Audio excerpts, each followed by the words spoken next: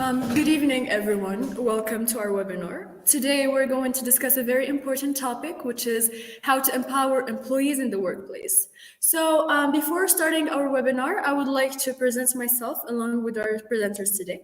My name is Zainab Burian. I'm a marketing major and a communication minor, and I'm going to be the moderator of this webinar today. We also have many speakers with us today, and I'm going to start off by presenting Yassine. So Yassine here with us is a communication major and a psychology minor. We also have Miriam. Miriam is also a marketing major and a communication minor. We also have Ahd, who is a business major and a business minor, my apologies, and a communication major. And last but not least, we have Fatin, who is an international studies student. So before really starting our webinar, I would like to give you a brief introduction of what we're going to be doing. But before, I'm going to give you an outline. So starting off with the outline, we're going to start off by giving you a brief introduction, as I just mentioned, about the entire topic, which is how to empower employees in the workplace. We're then going to move on to give you a Gallup analysis about the entire topic, how social media impacts the employees and how it empowers them in the workplace. Then we're going to move on to a CELPAX and its impact on employees. Then we're going to give you strategies to employ in order to empower employees. And we're going to conclude and give you some time for questions that our speakers are going to go ahead and answer. So throughout the entire webinar, what you can do is go ahead and leave all your questions in the chat box, and our speakers are going to make sure to answer all of them.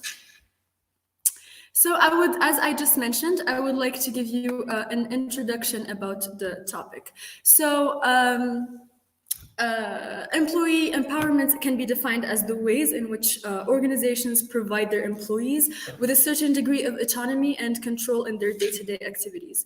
So this can include having a voice in process improvement, helping to create and manage new systems and tactics, and running smaller departments with less oversight from higher level management.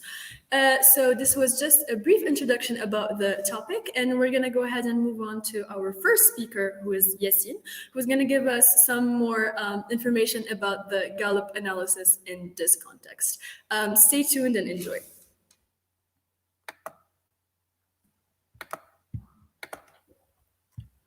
Hello, everyone. So today I would like to elaborate on some different strategies that leaders can count on to empower their employees in the workplace. I'm going to base these strategies on a Gallup analysis, and I'm going to give an example of a successful women leader. We know that the best leaders are those who encourage and empower employees to achieve success and better outcomes in the global workplace. When giving employees more power and responsibility, both people and the business can benefit.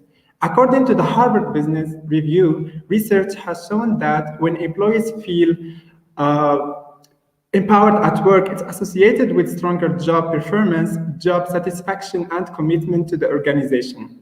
According to a Gallup analysis, few employees assert that they received certain rewards for their diligence while doing their work, and that we can find that there are employees who feel that their efforts are ignored within their companies. According to statistics, 65% of employees haven't received any form of recognition for good work in the last year, and about 82% of employees think it's better to give someone praise than a gift. I want to base these different strategies on a successful woman who works as a leader.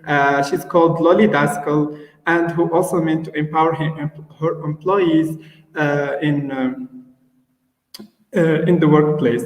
To start with, the Gallup studies demonstrates that the most effective recognition is honest, authentic, and individualized. Employers should believe in their employees to make them more confident and raise their motivation to keep up the good work. They can organize individual meetings to have conversations on topics related to their employees, such as salaries, problems, and concerns. They can also give awards to motivate them more and more to enhance commitment within the company. Moreover, employers should listen to connect, meaning that they out not to only to see if the business is progressing, but also to see their employees happy and satisfied with what they have. As I stated before, employers can have different conversations on topics that are related to just to work in order to give their employees a shot to listen to their points of view, situations, and thoughts. This will boost and encourage communication to show that employees' ideas are valued and welcomed. These employees will not be afraid to share any inquiries or concerns they have inside and outside the business or the company. Officials should also forgive their employees' mistakes. We are humans and we all make mistakes. When you blame your employees or whatever on whatever mistake they make, then an atmosphere of resistance and mistrust will be created within the company. Employers should just have to tell them that whenever they make a mistake, that they just have to go ahead and let them know before the situation gets worse.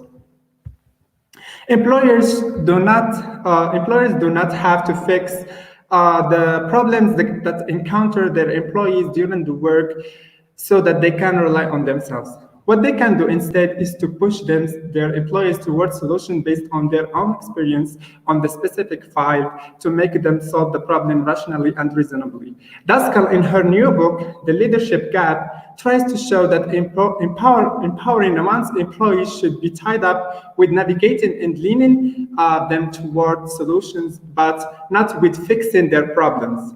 This will boost their self-confidence very swiftly and will make them feel comfortable during the work. Furthermore, officials have to give their employees an entire autonomy, meaning in terms of maintaining a strong motivation in the workplace. So it's a freedom. This freedom will remain beneficial in terms of maintaining, as I said, a strong motivation in the workplace. They have also to give trust to their employees by uttering the four magic words, which are, I believe in you, to make them get trust in return. Then their employees will not hide anything they think can cause troubles in the forthcoming days. And of course, it's all about respect and thoughtfulness within the workplace. It would be interesting if officials devote some of their personal time to employees, either to go on a trip, to drink coffee, to play sport, or to have one-on-one conversations, which means providing support to employees.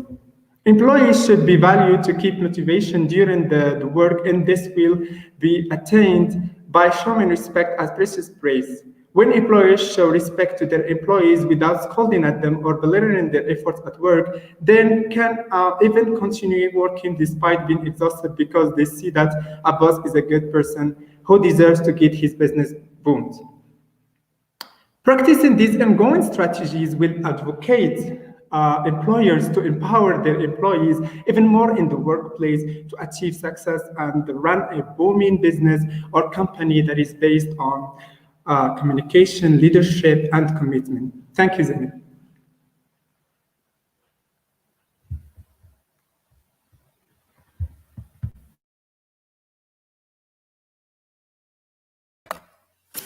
Thank you very much, Yassine, for your very interesting feedback upon this topic. I honestly believe that your Gallup analysis is very interesting.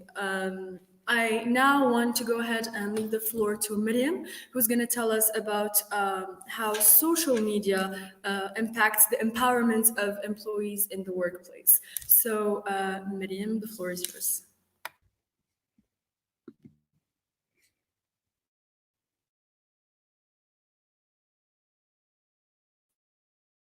Has been most powerful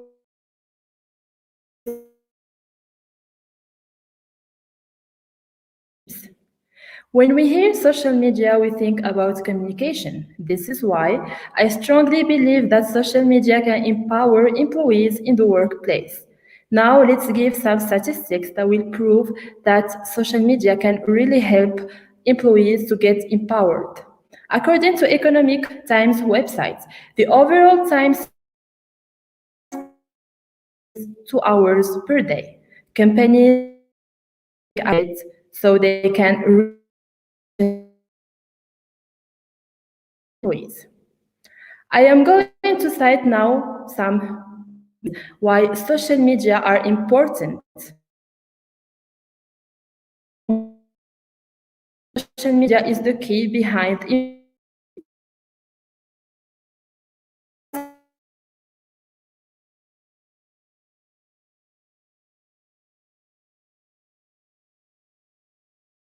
for employees. Other can help build a sense of community and creating mutual support, and where employees are highly empowered, they will have the sense of community, which will make them feel attached to each other and love their work. Moving on to which is sharing ideas. After providing a forum for employees to can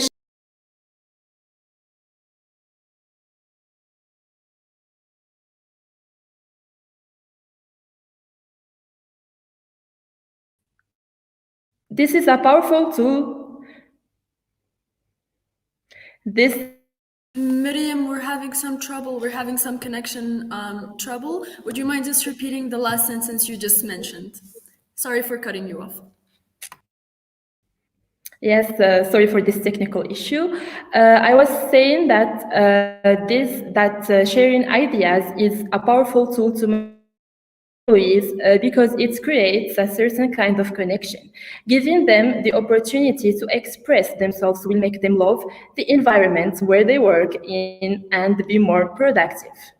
Employees who feel that they and their ideas are valued are more productive to search for other jobs. This means less turnover. Of course, if they are empowered enough, they don't gonna think about searching for another job. It also creates an atmosphere that encourages employees to collaborate, make suggestions, and provide feedbacks. It will improve and create enthusiasm and passion in their workplace. Now to entertainment. Each one of us needs to feel comfortable in an environment where to over of work. Many activities need to be provided using social media, for instance, creating online games for their daily task work so they can now improving work relationships. Again, build communication. Social media will get employees to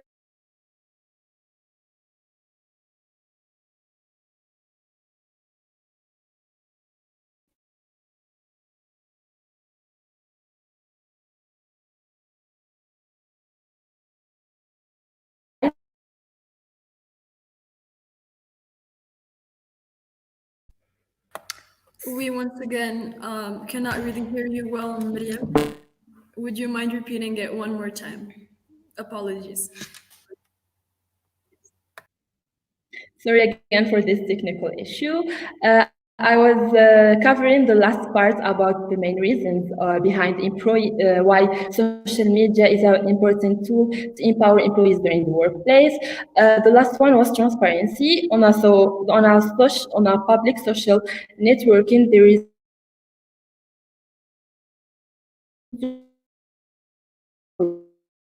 comfortable in working in a no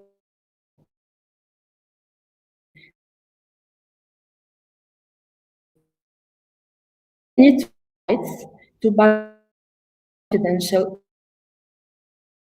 so they can be more to work in.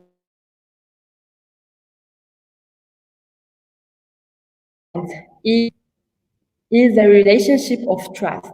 Trust that you are looking out for them and trust that they are from the cuisine.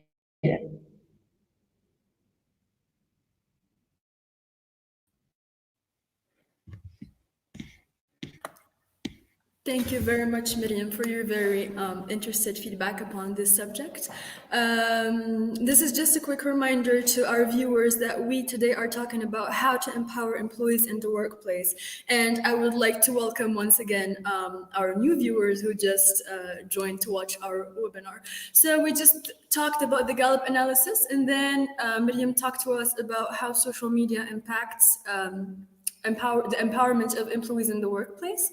And now we're going to go ahead to move to our third speaker, Ahd Qandusi, who is actually going to tell us more about the psychological and SILPAX analysis on this subject. So Ahd Qandusi, the floor is yours.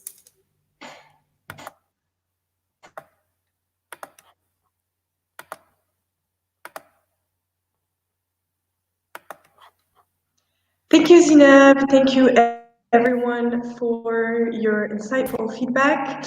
And today we're going to delve into one important strategy that deals with, as Zinab mentioned, empowering the employees. But before delving into it, I would like to remind you one last time of another way in how to reach social empowerment. And it is crucial to keep in mind that it's a multi-dimensional process through which individuals and group members gain better understanding and control of their lives. So, one way to pave the road to social empowerment is to lead a mental healthy life.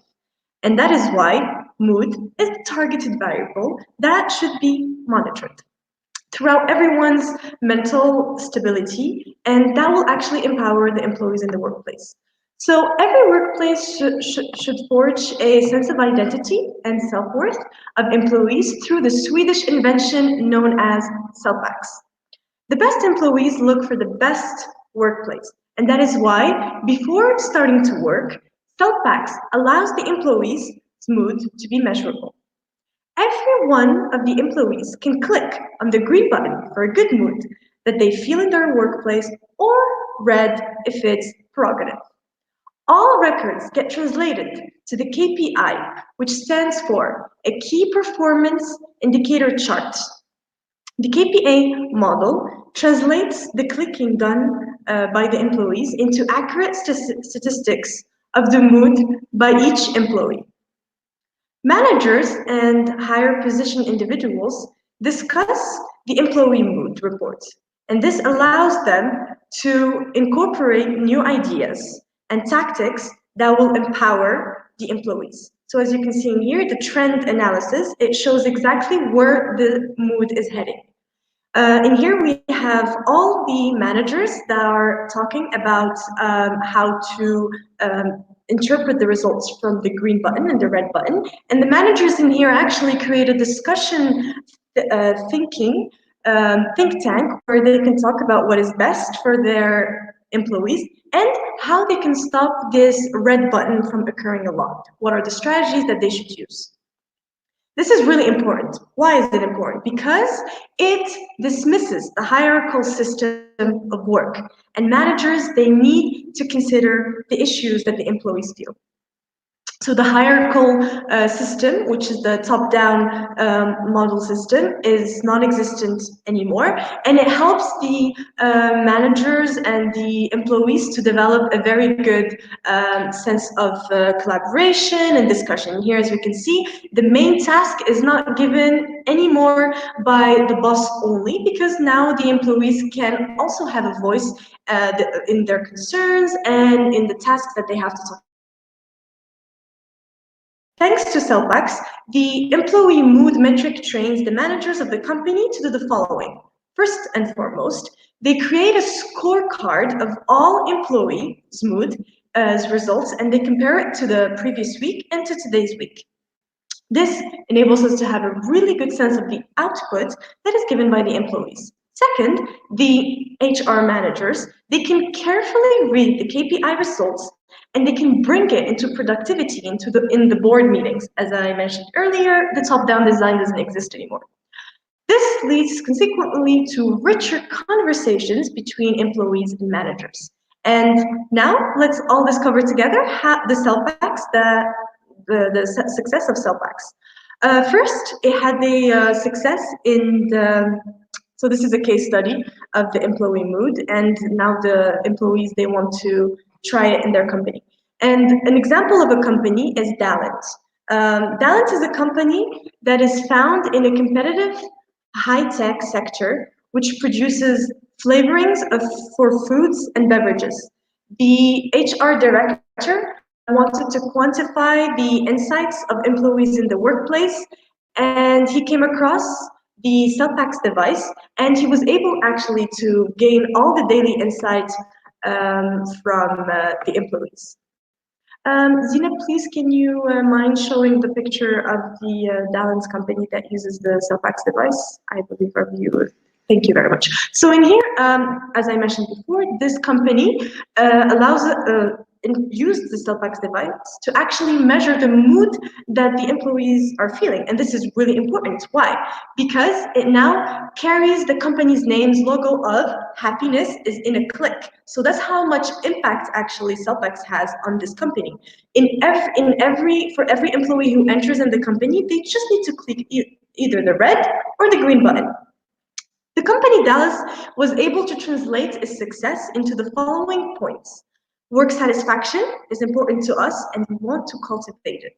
Second, we are interested in measuring access to the results fast in order to make changes as quickly as possible. Third, we want to provide insights to the relationship between our profitability and our work satisfaction. Dallas company actually can be an inspiration to all organizations, corporations, and institutions, as the CELPACs device reminds every workplace that the employees are not a cog of a machine. Cog of a machine is mechanical. It should not allude to the employee's role in a workplace, because dehumanization leads to dismissal, which directly leads to the loss of a great talent in a workplace. And that could be one, many employees in that workplace.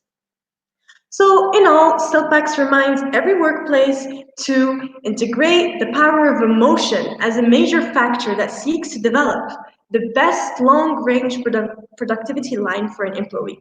Now the employees have the right to voice their matters and to actually engage with the higher position people, the managers, the bosses, and the top-down design can actually be dismissed because communication is the key for everyone to collaborate, to find very insightful problem-solving solutions, and to also communicate together into what will lead to the sustainability and productivity of the corporation or the institution. Because after all, if the corporation does not have any employees, then how can it ensure stability and success? So instead of always relying on the technical side of the employees, it is also important to consider their mood, their psychological behavior and response to the situations and the environments around them. And CELPACs actually allows this theoretical thinking, this psychological occurrence to actually be put.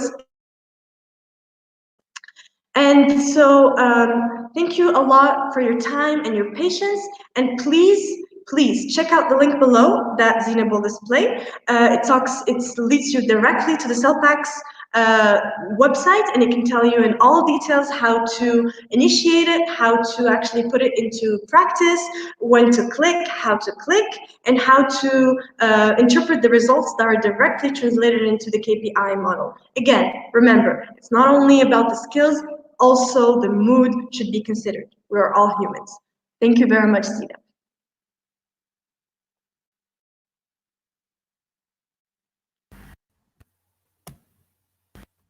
Thank you very much, Ad, for your interesting speech about the CELPACs analysis. I'm sure that our viewers are learning a lot from all of you guys.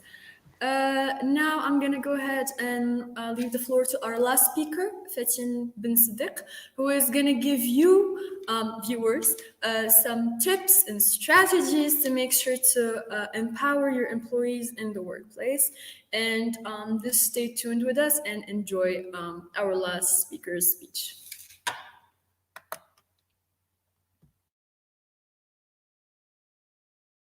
My part is about presenting 4 strategies that help officials to empower their employees to achieve success in the workplace.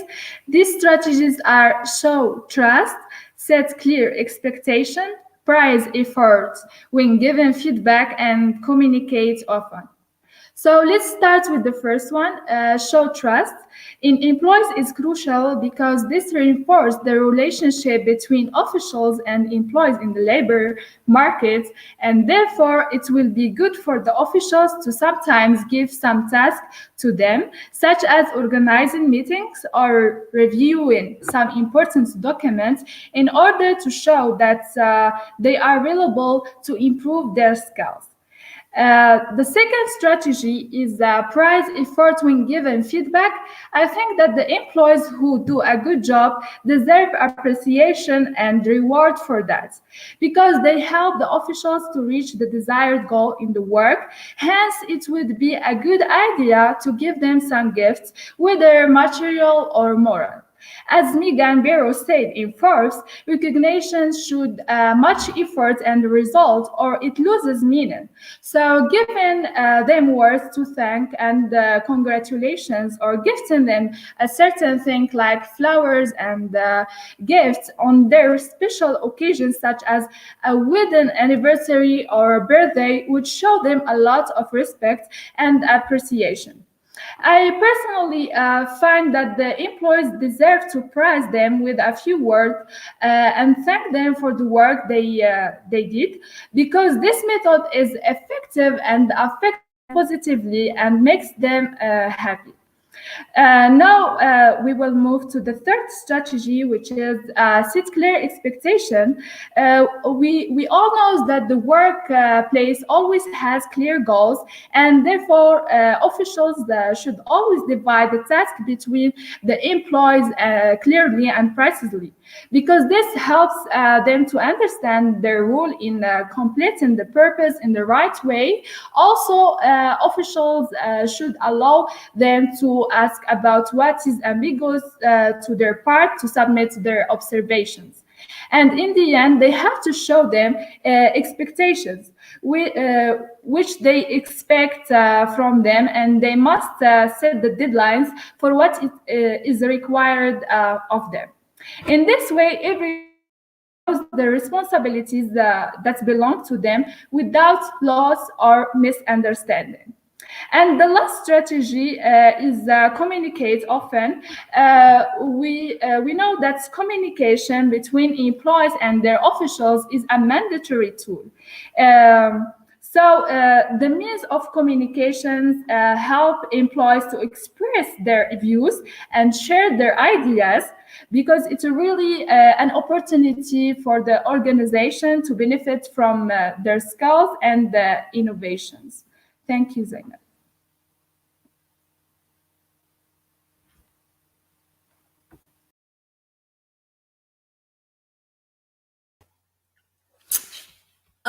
So thank you very much, Fatin. I guess we have reached the end of our speakers' speeches, and I'm pretty sure that our viewers learned a lot from every single one speech of yours. So I would just like to go ahead and give our viewers a brief conclusion of this webinar. So Yassine started off by elaborating on some different strategies that leaders can count on to empower their employees in the workplace. And the major one was believing in your own employees, that he based on a Gallup analysis. And he also based his speech on a very successful woman. And then we had Miriam, who taught us that social media is one of the most powerful keys to empower employees, as it is a very strong communication tool. As for Ahd, her self packs which is a mood monitoring strategy, reminds the managers of the workplace to enhance emotions and give a voice to employees in order to sustain a long-term success in the workplace. And according to Fatin, there are four main strategies that help officials to empower their employees to achieve success in the workplace. And these strategies are showing trust, setting clear expectations, praising effort, and giving feedback. And finally, communicating often. So I guess we have reached somewhat the end of our webinar, but we're gonna go ahead and move to the Q&A where our speakers are gonna answer all of your questions. So let's do that right now. So I see many comments right here, but we surely do have some questions. So we have one question right here that says, how transparency will help in building trust between employees and the workplace? So I believe, who wants to answer this question? All right, so Miriam is going to go ahead and answer your question, Neda. Thank you, Neda, for your question. As an answer to your question, I can say that trust can be built in the workplace using transparency between employees, because they can have access to information to know in which environment they are working in and with whom they are working with. When nothing is hidden from them, trust is built easily, and of course, trust is one of the most important keys that gonna empower employees without any doubt.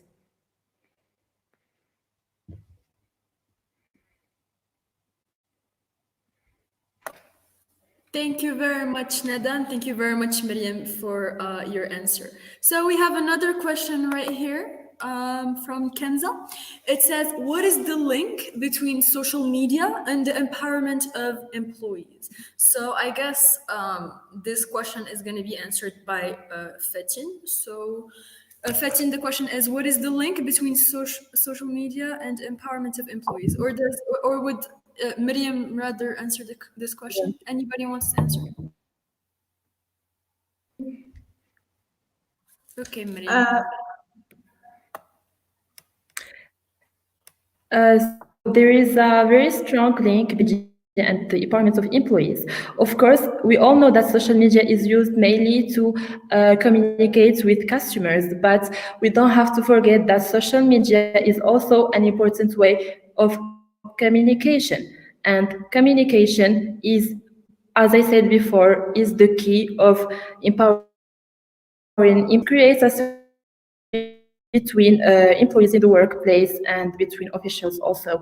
So this is why social media is a very powerful tool that can really empower our employees and build this connection between them. Thank you.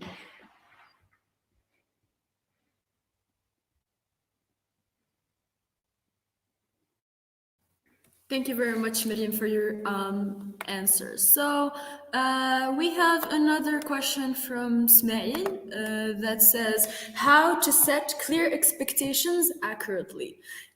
Anyone willing to answer this one? All right, Ahad, the floor is yours.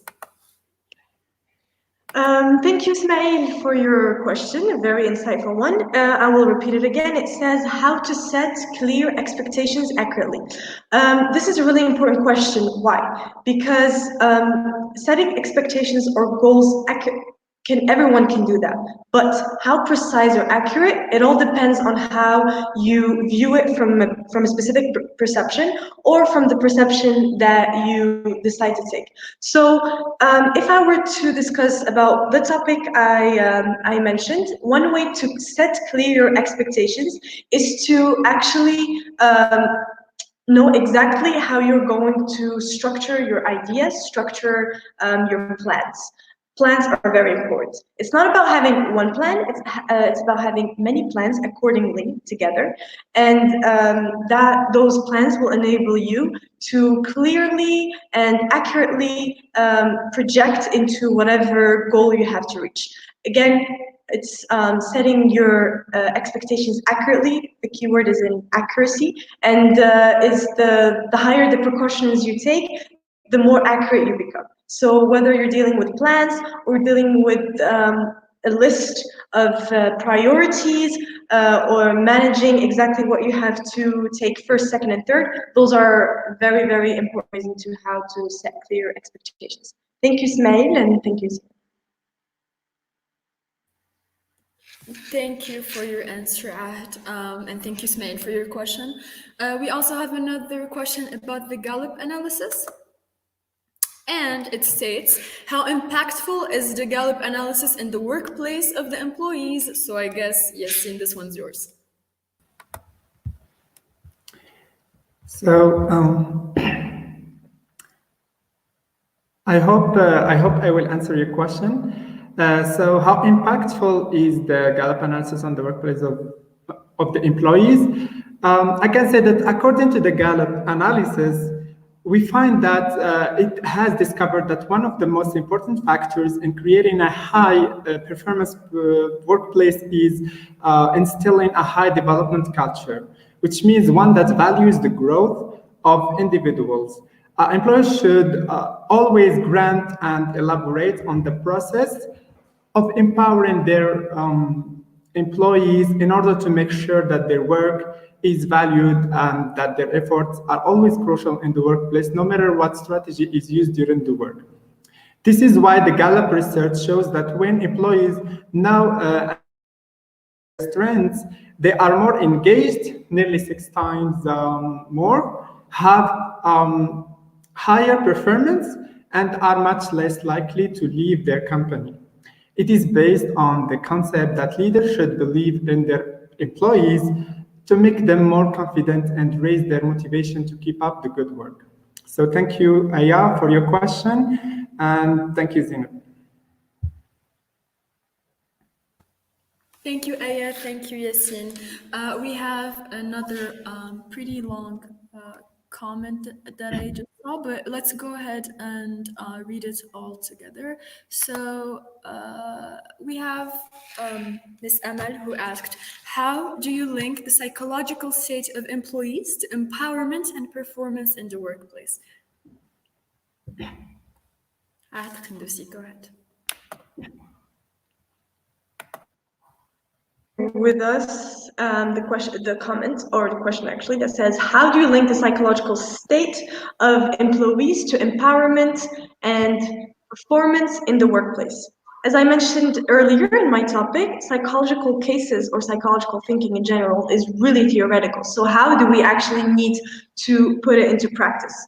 Well, as I mentioned earlier, the Self-Packs device can actually practically put that into a list of graphs or a list of projections that can accurately give you statistics of how much the psychological state actually affects the practicality and the sustainability of an employee.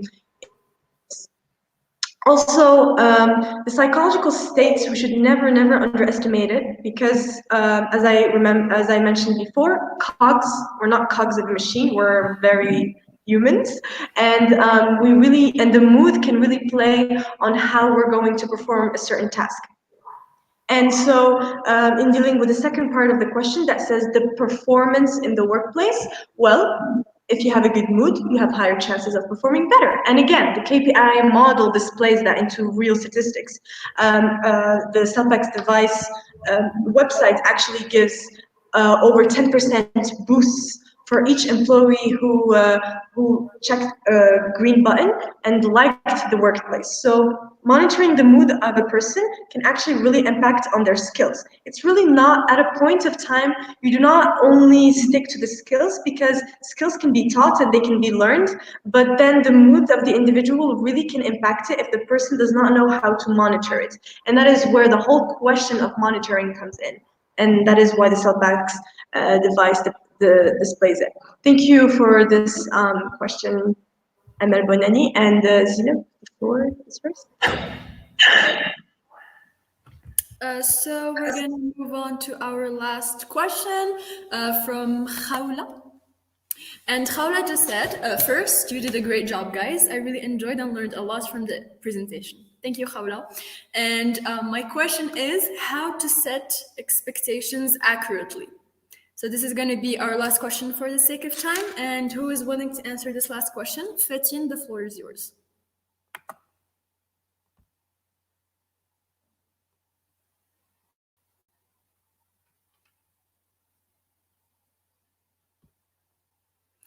Fatin, we cannot really hear you. Would you mind unmuting your mic, please? Thank you. So thank you, Khawla, for your question. I think it will be a good idea to set some clear limits for the employees, but at the same time, we must give them some space to act freely, because in this way, that will give them an opportunity to make some decisions at work, but within the interest of the business goals. Thank you.